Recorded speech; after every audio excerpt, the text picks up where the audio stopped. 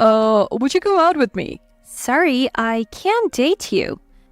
As a new employee, I had just joined the company and was approached by the company heir. I inadvertently turned him down coldly, then his attitude changed completely. Why would I want to date someone as plain as you? You're bothering me. My name is Coleman. After graduating from the foreign language department of my university, I joined a trading company and found my work fulfilling every day. I was happy to use my favorite languages, Chinese and Spanish, and felt this job where I communicated with colleagues and clients was the right fit for me. Before I knew it, I was in my 7th year of service. Glancing at the clock, I realized it was almost time to leave.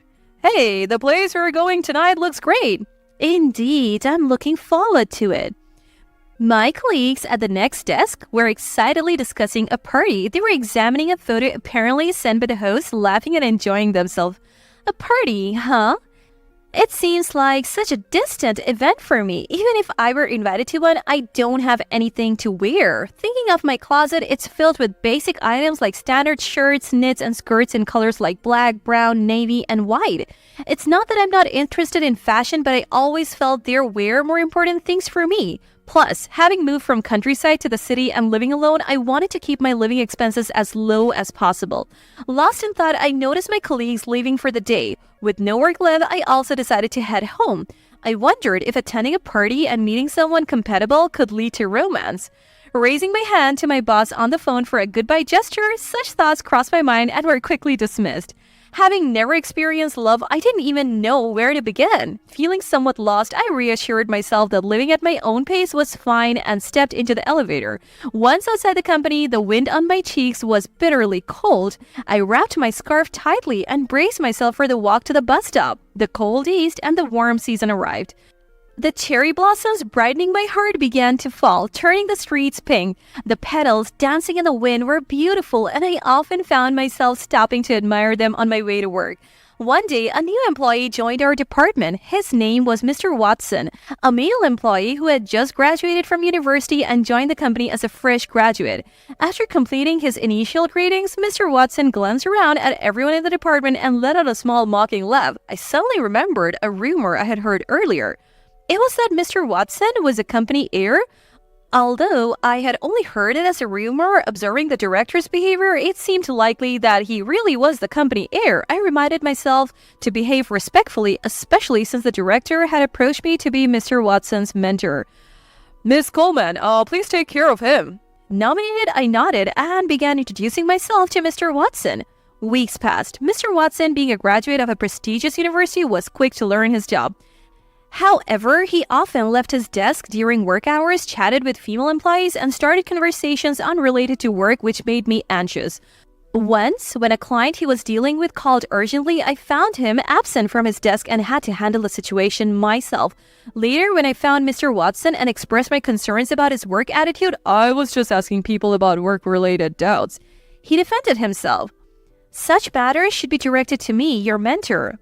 But, Miss Coleman, you seem busy with many cases. It may seem hard to approach me when I'm busy, but feel free to ask. Wouldn't it be rude to interrupt your work? Maybe we could discuss it over a meal outside? A meal outside? Honestly, the idea of going somewhere with Mr. Watson, the company heir, outside of work was daunting. It seemed exhausting to be so cautious. However, if you really wanted to learn about work as his mentor, I should listen, and refusing a meal invitation from a company heir seemed more disrespectful. So I accepted Mr. Watson's invitation. I'll find a place. And he smiled cheerfully. Seeing his untroubled smile, I felt a twinge of sympathy for Mr. Watson, always labeled as the company heir. On Friday, after work, I went for dinner with Mr. Watson. I had thought that a nearby pub would be fine, but I was puzzled as I entered the restaurant he had chosen. Inside, dim lighting and soothing music set the mood. Overwhelmed by the special atmosphere, like one for a couple celebrating anniversaries, I realized it wasn't the place for work discussions, just as I feared. From the appetizers to the after-dinner coffee, Mr. Watson barely touched on work. Our conversations revolved around my college days, my parents' home, how I spend my weekends, Mr. Watson's hobbies like yachting, and his social circle. Despite Mr. Watson offering to treat me, I insisted on paying for my meal. I then asked if he was sure he had no more questions about work. Are you sure all your questions are answered? Yes, they are. I don't understand, Miss Coleman, whom I had always been curious about. Let me take you home. As Mr. Watson tried to hail a taxi, I said, "I'll take the bus," and started walking towards the bus stop. Looking back secretly, I saw Mr. Watson getting into a taxi. What was he talking about? I couldn't figure out what Mr. Watson wanted. He said he came to dinner to clear up work-related doubts, but we hardly talked about work. How were his doubts resolved? I just wanted to get home and sleep in my warm bed.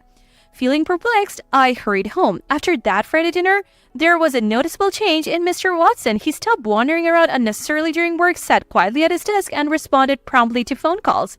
That was good. But instead of talking to other colleagues, he significantly increased his interactions with me. I answered work-related questions and ignored personal ones. Frustrated, he started weaving personal topics into work conversations. Occasionally, he complimented my appearance and personality, making me conscious of the other colleagues' glances. One day, I was working in a vacant meeting room to avoid Mr. Watson, but he found me there. You don't have to avoid me. Even I, inexperienced in romance, could sense that Mr. Watson had developed feelings for me. He approached and grabbed my hand, which was typing on the laptop. Startled, I instinctively pulled away. "I can't be in a relationship with you, Mr. Watson." Thinking back, maybe I was too cold. Mr. Watson, with wide eyes, left me alone in the meeting room.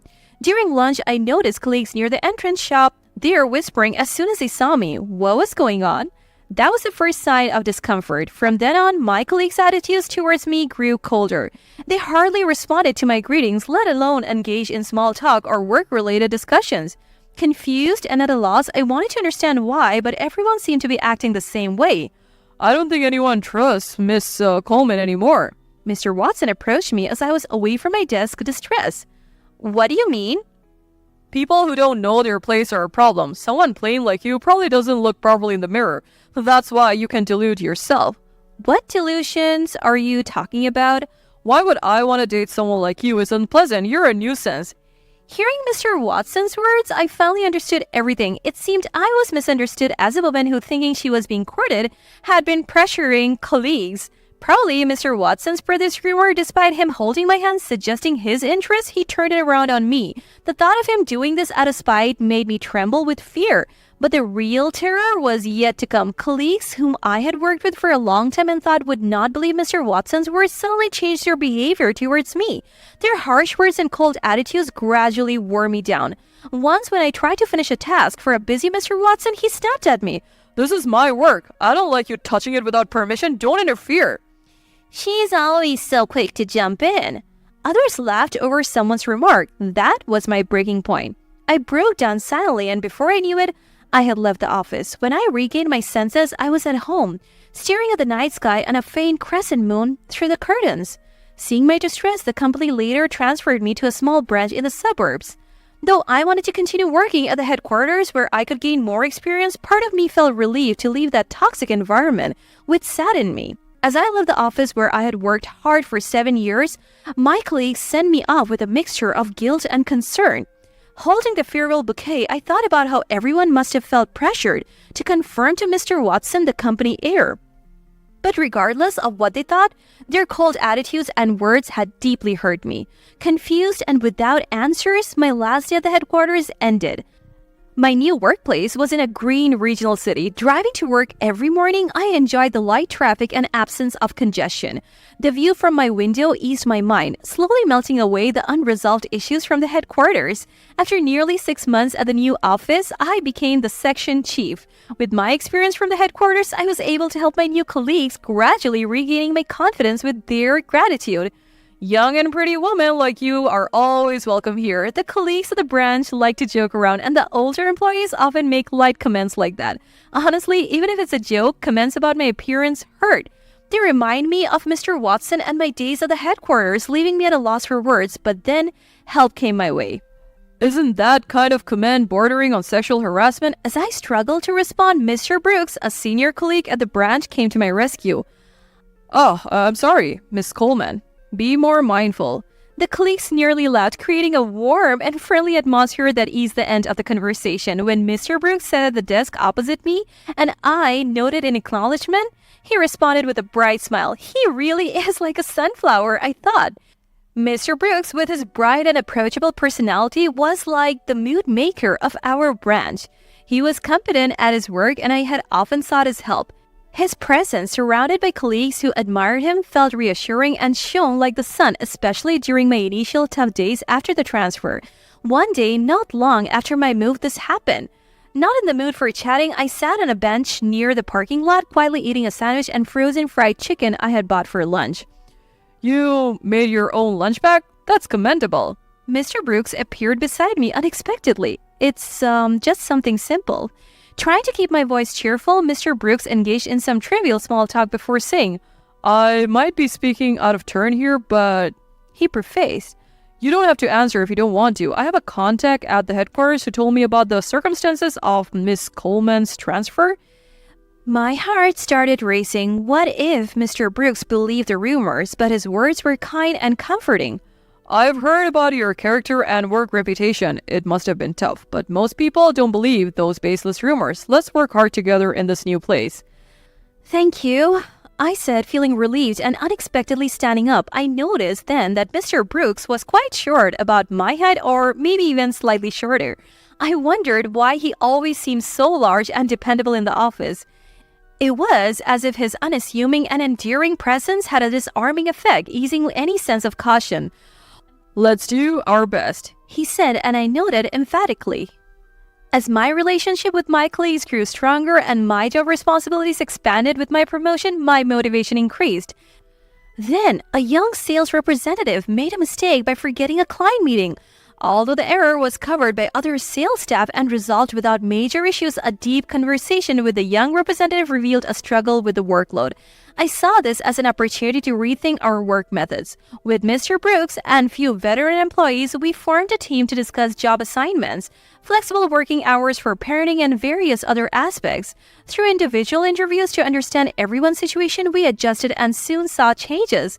Despite reduced overtime, productivity clearly increased and the branch's performance improved rapidly. Our team was thrilled with the success, and upon receiving a request from the headquarters to explain our rapid improvement, Mr. Brooks and I were chosen to represent the branch. Entering the headquarters again after a long time brought back nostalgic scenes. I had feared that the memories of my difficult days before the transfer would haunt me, but instead I felt proud of my old workplace and wasn't perturbed. In fact, I stood there proudly, feeling honored by our achievements. As employees from the headquarters complimented us, Mr. Brooks and I exchanged pleased glances. While discussing where to head next, a familiar voice stopped us in our tracks, making my heart leap. It was Mr. Watson. The president has requested to see you. Please, follow me. Mr. Brooks stepped forward to lead the way, shielding me as we headed to the president's office. Upon entering the room after a knock, the president greeted us with a smile. I have heard of your achievements. It's excellent that you have tackled improving the work environment. The system is well thought out. We would like to implement it at the headquarters too. Thank you. The detailed plan was mainly developed by Miss Coleman here. I couldn't have done it alone. So, you're Miss Coleman. Mr. Brooks, who has an impressive sales record, speaks highly of you. Such a capable person should marry Richard and support the company. I'm open to that idea. After all, we have worked together before, and we even enjoyed a meal at a fancy restaurant. Is that so? Then this will be a quick conversation. As the conversation took an absurd turn, I showed my refusal. I must decline that offer. Mr. Brooks spoke up in my support. Is he the president's son? Yes, he's currently gaining practical experience at the headquarters for his future. I've heard from colleagues here about frequent, unexcused absences disrupting work, poor treatment of women, baseless accusations, and intrusive personal conversations interfering with other employees' tasks. That's a lie. We have evidence. Mr. Brooks played a video on his mobile phone showing Mr. Watson's work attitude. This was filmed by a colleague at the headquarters. They felt guilty about filming without permission, but everyone's productivity was dropping, and it seemed like the only way to address it. This is a matter that affects the company's profit and loss. While I was confused, Mr. Brooks continued to push the conversation forward. Despite her outstanding performance, Miss Cole was unfairly transferred due to baseless rumors spread by your son. I have compiled statements from employees who worked in the same department at the time. Please have a look. Shocked by Mr. Brooks' initiative, I was speechless. After reading the documents, the president in a low voice asked his son to explain. Richard, what is this about? Dad, this, The president, seemingly angry upon learning about his son's conduct, glared at Mr. Watson. In a fluster, Mr. Watson tried to talk his way out, but we left the president's office, leaving him behind. A few weeks later, during a quiet break when the office was empty, I was admiring the vibrant green of the mountains outside the window when Mr. Brooks came over and shared some news. Apparently, Mr. Watson had been let go from the company following the incident in the president's office. The president, infuriated, offered no help, and Mr. Watson had trouble finding another job, causing a stir until his final day. That's the trouble with being a company heir, I thought, feeling somewhat detached. Does it give you some closure? Mr. Brooks jokingly asked. It's irrelevant to me, I replied, opening a new project file. You have a beautiful face, Miss Coleman, he said after a pause. My hand stopped in surprise, but surprisingly, I didn't feel uncomfortable being complimented on my appearance. In fact, I was pleased. Thank you. Mr. Brooks continued with a shy smile. You're very beautiful, without much makeup, not wearing flashy clothes. Simple and unadorned, yet you work and smile happily. That's really nice. Hearing him say that, I thought Mr. Brooks himself was really nice. So I told him just that.